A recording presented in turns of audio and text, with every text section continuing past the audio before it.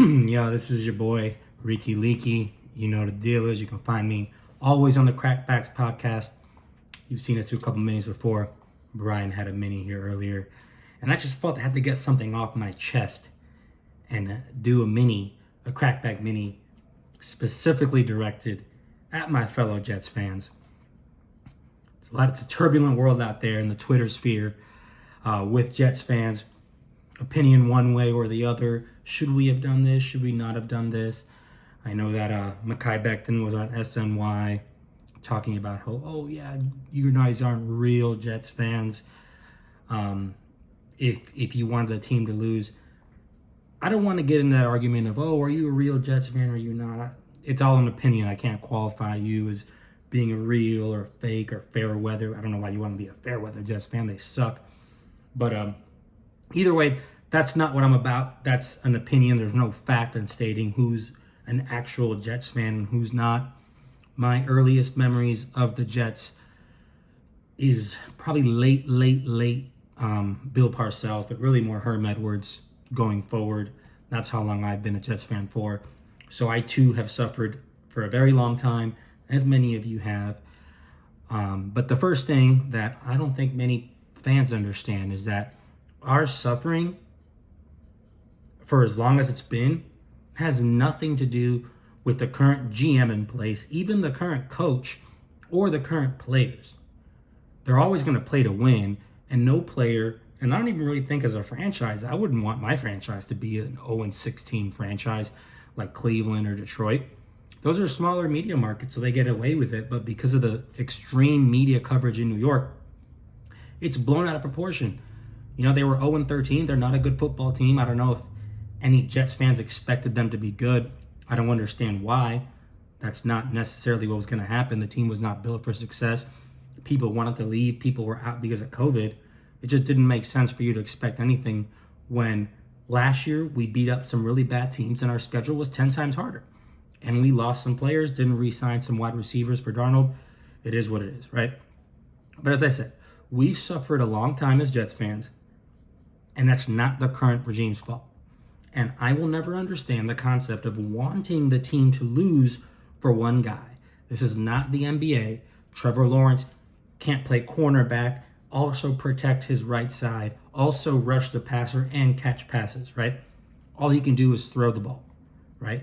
Trevor Lawrence, as good as he is, which, you know, when I first saw him his freshman year, I was like, oh my God, man, he's so good. But when you're evaluating quarterbacks, and that's the same issue I've had with Tua, look at the film. Don't just, too many people just watch a game, the entire game. They look at the numbers and say, oh yeah, no, this guy. Look at how he's doing it. He has wide open receivers.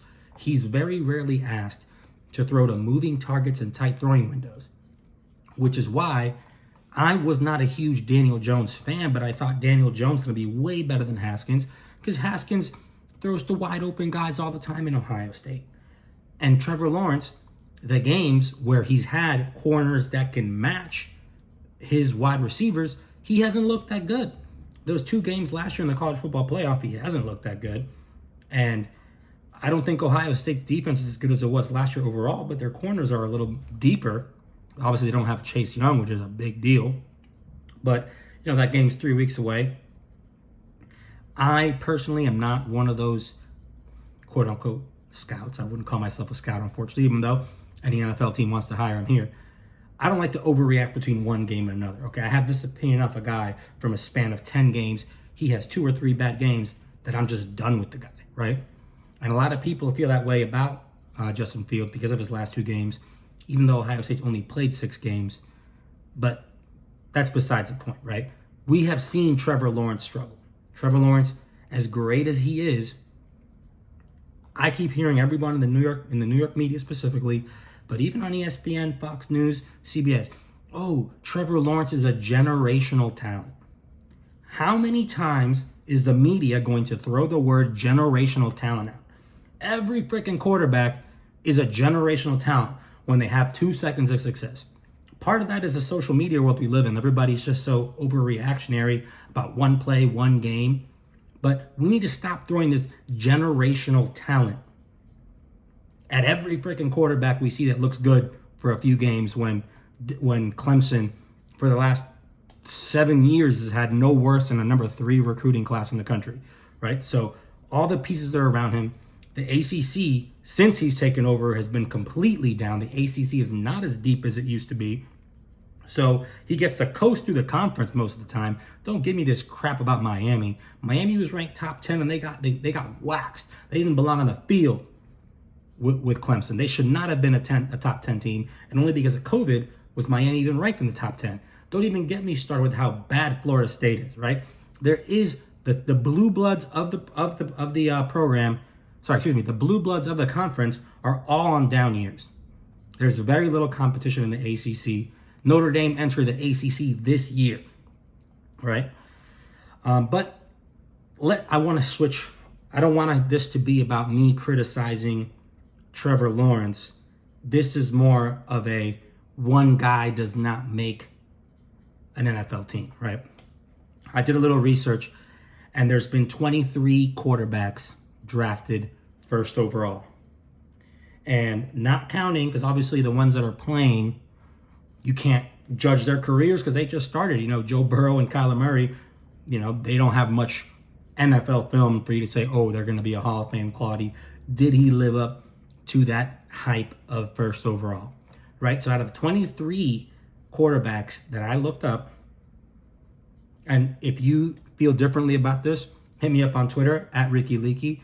Troll me all you want. I love it, right? So there's 4 guys that, from my assessment, have lived up to the expectation of the number 1 quarterback. Not in my order in terms of, you know, how I put these 4, but I'm just going to name the 4 quarterbacks, right?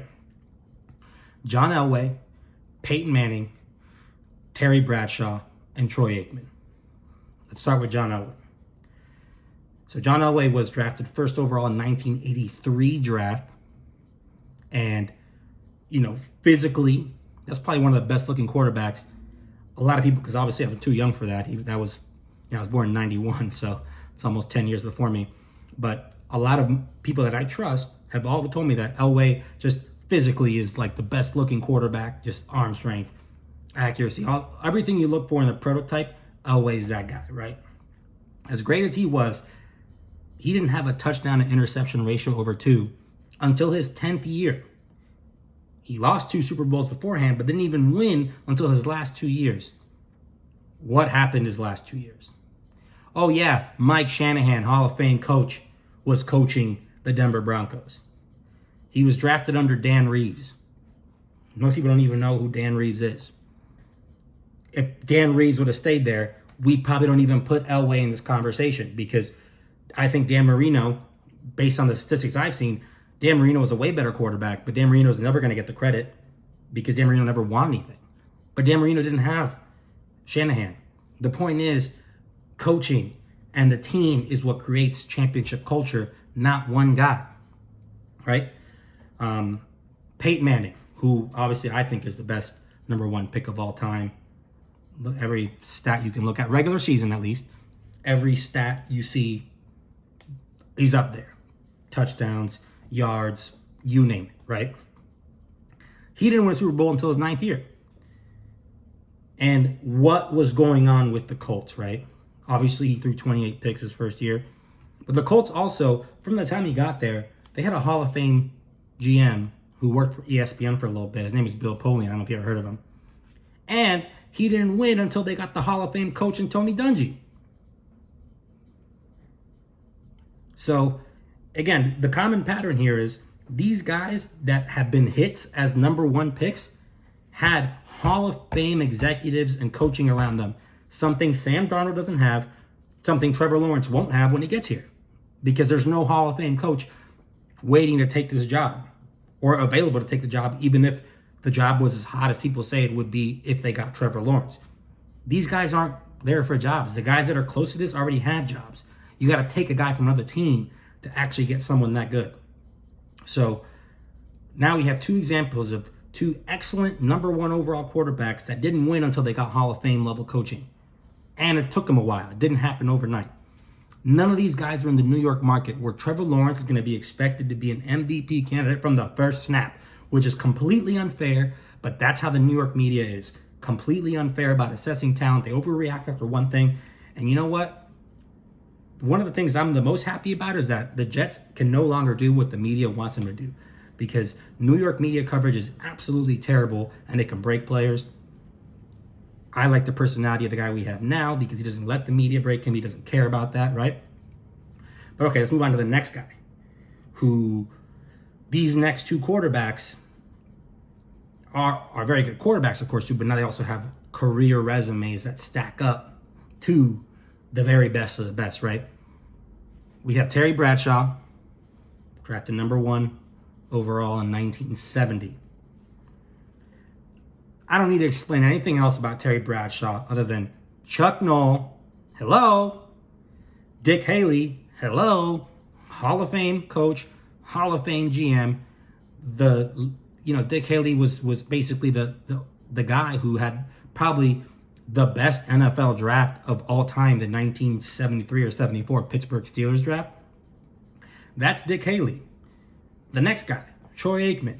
Jimmy Johnson, hello. Jimmy Johnson was the Belichick before Belichick, the coach and GM. Ever since he left, the Cowboys can't sniff nothing. There's a reason for that. So now all 4 of these guys, the common theme amongst all 4 of these is that they had Hall of Fame executives, Hall of Fame coaching. The Jets have neither. They have neither. I really like Joe Douglas, but he's just getting started. He's not a Hall of Fame executive. And I'll get to Joe Douglas in a second. Now, let's look at the current number 1s. Right? So Joe Burrow. Yeah, he looked pretty good. Right? I think they were playing from behind a lot, and I think they got some nice wide receivers. But either way, he didn't look bad. You could still see his trajectory of possibly living up to the number 1 pick. But the Bengals can't protect him, so he shattered his knee.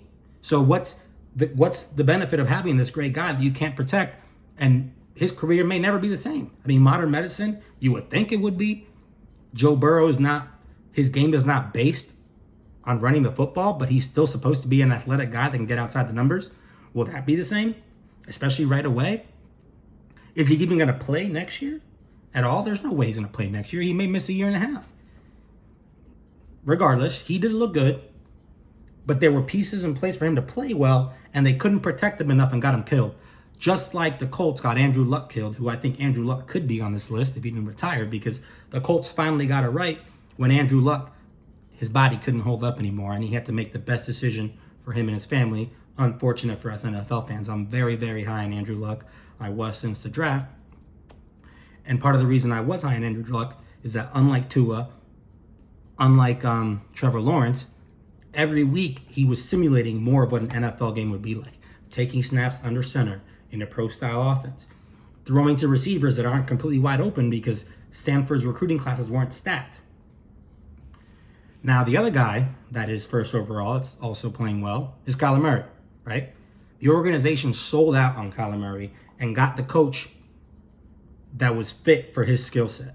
And that was the only way it was going to work. And as good as Kyler Murray has been, there is a clear difference in Kyler Murray and the Arizona offense when they play playoff defense compared to when they play bad teams. And there's a reason for that. Because most of the offense is a gadget-type offense that can be prepared for. I think Kyler Murray is the best mobile quarterback there is. It's going to be very hard to find someone better because the dude was the number 1 overall pick in baseball. He's a great player. But can his ceiling be reached a Super Bowl? That's yet to be seen. But not only did Arizona sell out for him in terms of getting the right coaching in place, Arizona's also put pieces around him. Arizona's got some ballers on that team. Obviously, number 1 being the best wide receiver in the league in Hopkins. That Trevor Lawrence wouldn't have anything close to that. I do like Denzel Mims a lot, but Denzel Mims is definitely not DeAndre Hopkins. So now we have an example of current number 1s and previous number 1s. 4 out of 23 are Hall of Fame careers. Jim Plunkett, who's won 2 Super Bowls, hasn't made the Hall of Fame. Eli Manning, who's won 2 Super Bowls, hasn't made the Hall of Fame because as an individual talent, they were okay. Eli Manning has made the most clutch throw I've ever seen in my life. And that second Super Bowl to Mario Manningham. The most clutch Super Bowl I've ever made in my life. But he's a fringe Hall of Fame candidate, and he was number 1 overall. So the averages don't really fare pretty well in terms of, oh, Trevor Lawrence is going to just fix the Jets and all the problems we have. Jacksonville actually has better foundations on offense than we do. They got better pieces on offense than we do. They got a nice running back. DJ Charker's pretty good too. Trevor Lawrence may be able to succeed there also because no one gives a shit about Jacksonville. So if he has a bad game, it's not going to be reported to the media. Jacksonville has a worse team than us, but they don't get slammed every week for losing. I don't think they had a very good draft on defense last year, but those guys are pretty young. They could develop into something better. But quarterback aside, I think Jacksonville has a better roster than the Jets. So he's coming into a very bad situation already, being expected to be the savior of the franchise. That's just already bad news for him. I wouldn't even want to wish that on him. It's completely unrealistic to ask him to do that. And he's going to be expected to right away because everybody's saying he's John Elway 2.0, can't miss type of guy. All these non-football people, by the way, in the media, just to start with that, most of these non-football people are saying, and then the football people that I do hear saying it are like guys like Rex Ryan, who, as a Jets fan, any Jets fan should know, whatever Rex Ryan says about offense, do the opposite, right? There are some smart ones that like him too. I'm not saying that all the smart NFL people don't like Trevor Lawrence. And I don't think Trevor Lawrence is a bad player. I just don't think he's the guy that's going to just come in and be the Peyton Manning that's going to fix everything. It doesn't work. The team, what I think they should do now, because now it's easier to do it because there's no pressure of drafting Trevor Lawrence, you have to build a team around the guy you currently have that you traded 3 second-round picks for, even though the current regime didn't do it.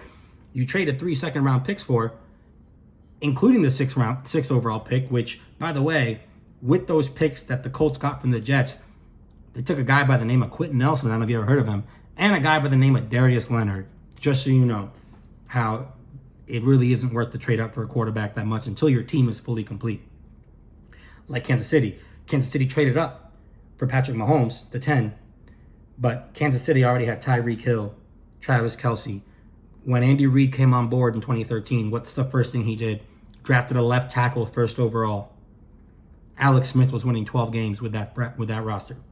The team was already built for Mahomes. That's the ideal way to build the roster, in my opinion. You stack both lines of scrimmages, dominate in that end, and then you bring that quarterback along. And you're going to always have a good quarterback because Andy Reid's a good coach and he's a quarterback whisperer.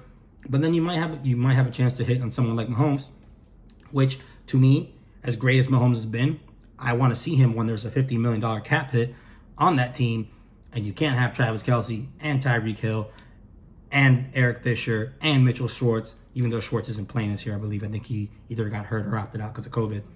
But either way, he's a really good player, but I'm very interested to see what it's going to be like after, because this isn't basketball. One player does not make a team. So why Jets fans are so upset that we're not going to get one guy when we could stick to the guy we have, because I'm sure most people aren't so solid that Wilson or Fields going to be way better than Darnold.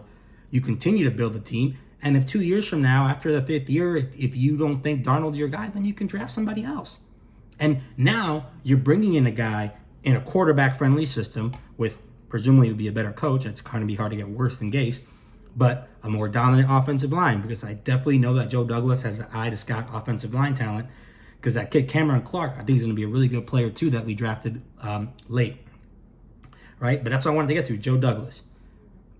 Anyone with eyes know that Joe Douglas nailed this draft, his very first draft.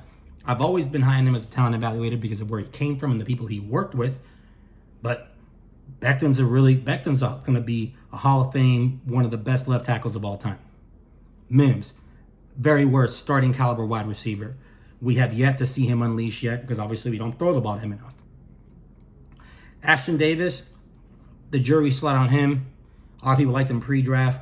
I haven't liked what I've seen too much on tape, but with that position, especially adjusting to the speed of the game, he's fast enough. He just has to adjust to the speed. He was getting a little better before the injury. Bryce Hall, 5th rounder for late first, second round talent his junior year, starting to come along, had his first career pick. Zuniga, I'm very interested to see how he looks. So we brought some good players from this draft, Joe Douglas' first draft. So actually, for the first time in a very, very long time, I think we have a guy that can make some good picks. I'm like the late pick. I would love to see that guard out of Ohio State. I believe it's Ohio State, who's just nasty. Don't quote me on Ohio State, but Wyatt Davis. I believe it is Ohio State. Wyatt Davis, I've seen the film on him. He's just a grinder. He just wants to beat people up. And that's where the Jets need to get to, man. When the Jets went to two back-to-back AFC championship games, we were nasty up front, man. Nick Mangold, DeBrickashaw Ferguson, Alan Faneca, all Pro Bowl players under a very bad quarterback that was Mark Sanchez. And he went to two AFC championship games with a very bad quarterback. So just to give you another example of how the quarterback I think quarterbacks get too much credit when teams win at times and too much blame when teams lose, right? And now the next thing I want to get to is Sam Darnold, right? I've always been a Sam Darnold fan. I have no ties to USC whatsoever. I'm a Florida State fan, and I fully admit all the time, which is why I was high on Jameis, that I have a bias towards Florida State players. I'll say it all the time. I think every Florida State player is going to be good. Even when they suck, I still think they have a shot. You know, my boy Ronald Darby, I know Philly fans hate him, but that's my boy. I hope he can somehow figure something out, even though he probably won't, right? So I take myself out of the equation when it comes to FSU players. I have no ties to USC or Sam Darnold. The eye test told me with what he had to work with. He worked with Clay Helton, who has, 5-7, 8-5 since Darnold has left, right? And now, obviously, a guy that's going to be compared to Darnold his entire career is Baker Mayfield. Baker Mayfield had Cliff Kingsbury, had Lincoln Riley before he got to the NFL. So he had Hall of Fame coaching in terms of the college level, quality type coaching before coming in the NFL. Also is 2 years older than Darnold. Darnold is as old as Baker was when he got drafted right now. Just to show you the age disparity. And then the Browns have had a nasty team the last 2 years around Baker. They finally get a competent coach that's going to tell Baker, stop losing the game for us, and they're bringing him along. He played great game yesterday. But anybody with eyes knows that's a game manager right there. Well, I think they said, 80, I don't want to put an exact number out because I forgot it. But just looking at the eye test, the large majority of Baker's snaps were off play action. You're going to pay a guy $150 million, $40 million cap hit for a guy who only succeeds off play action and has the largest drop-off in numbers when under pressure. Part of it, I think, is because he's 5'10", but regardless, there's such a huge drop-off under pressure, aka when you're asking him to do something beyond the X's and O's, when the plays aren't scripted. He is not good at that, and you're going to pay that guy $40 million. I'm sure Cleveland will, because even though I don't think he's that good, Baker's a lot better than any quarterback Cleveland's had in a very long time. So Baker's going to get paid, and I think he can continue to improve, but he's just not that dude that's going to make you better. But you don't need that dude to make you better to win a Super Bowl. But that dude that doesn't make you better can't take up $40 million cap, or you're never going to win the Super Bowl. That's just the way I see it, right? But let's also talk about when what Darnold's had when he's come into the league. His first year, he had a defensive coordinator with an offensive coordinator who hadn't coached in years, who came off the street in Jeremy Bates. And he actually showed some promise his first year, right? I don't even want to talk about Gase. Every Jets fan knows how the Jets have failed Sam Darnold. But he needs to be given a chance to be properly evaluated. Because as currently constructed, no quarterback can succeed under our system. We could very well likely ruin Trevor Lawrence, as some people think we've ruined Sam Darnold. But I watched that game yesterday. I watched every single snap. Sam Darnold made 4 throws that you just cannot teach. You just cannot teach. One of them, Braxton Berrios dropped a touchdown pass in his hands. He would have had 2 touchdown catches. He would have had, 2 touchdown passes last game. So Darnold may not be the guy. I'm not here to say, but we just need to build a team that is actually giving a quarterback a chance to be successful. That team is not there now. So drafting Lawrence, even if it was there, he's not going to be very good unless you're saying that Joe Douglas will hit on every pick this draft too, which is very difficult to do. So the way I see it, and you hear, and you're hearing here first, draft strategy that I believe for the Jets going forward would be that very first pick. You take Jamar Chase, who's my guy, or that Alabama receiver. Smith is pretty good too. Because my only thing with Jamar Chase, I don't like that he sat out the season. He could have other family issues that I'm not aware of. That's why I'm not going to say I'm going to write him off completely because of that. but I just want guys that love football. And I think if you really, really love football, you wouldn't sit out. But Justin Jefferson is balling, and Jamar Chase was better than him 2 years ago. So Jamar Chase is going to be a really good fucking player. So you take that wide receiver that's available, you pair him with Mims, it's going to be real nice. And then that late pick, you take that guard, Wyatt Davis. That's my ideal first-round mock. But my overall message is, chill, Jets fans. Let the guys be happy and win a game. We sit our fat asses on the couch, eating food, watching these guys play, but what you don't see is getting up at 5 a.m. to work out, then studying film, then going to practice. Practice sucks, man. You get hit in practice too. That shit hurts. Then you got to go ice down, watch more film. Oh, it's COVID. You can't even go out and have a good time because you're probably going to get COVID and affect the whole team. So now you got to stay quarantined as well too. These guys work their asses off. They do it for the fans, man. They do it for us. And then we're going to come back and say, no, why did you win? Come on. Like, it just doesn't sit right with me. Just because I have a fond appreciation for how difficult it is to win games in the NFL, how difficult it is to become a pro player in the NFL. And nobody wants 0-16 on their resume, especially in a large media market like New York. They'll never live it down. So overall, I think we got the right GM in place. Joe Douglas is going to bring in his guy that they believe are going to be in sync in terms of what they want for the future. Hopefully, my top choice. It may not be possible, but because of their familiarity, I know they'll be on the same page, and he may be available as Doug Peterson. Super Bowl winning coach, he'll get the respect right away. And Doug Peterson and Joe Douglas have been seeing eye to eye since they've been affiliated together. But thank you for tuning in to the show. These are my thoughts. Jets fans, tweet at me that I'm stupid. Tweet at me that you agree with me. Still love you guys. Tune into our Crackback show. I know we haven't been giving out as much content as we'd like to, but we will get our shit together very soon and have even more content for you. NBA season starting soon. I'm actually excited about the Knicks. Don't think they're going to win much games, but we're going to be watchable. Season starts Wednesday. I hate the Indiana Pacers, so I will be watching that game. So again, tune in for Crackbacks. We'll have an episode on Tuesday. Peace.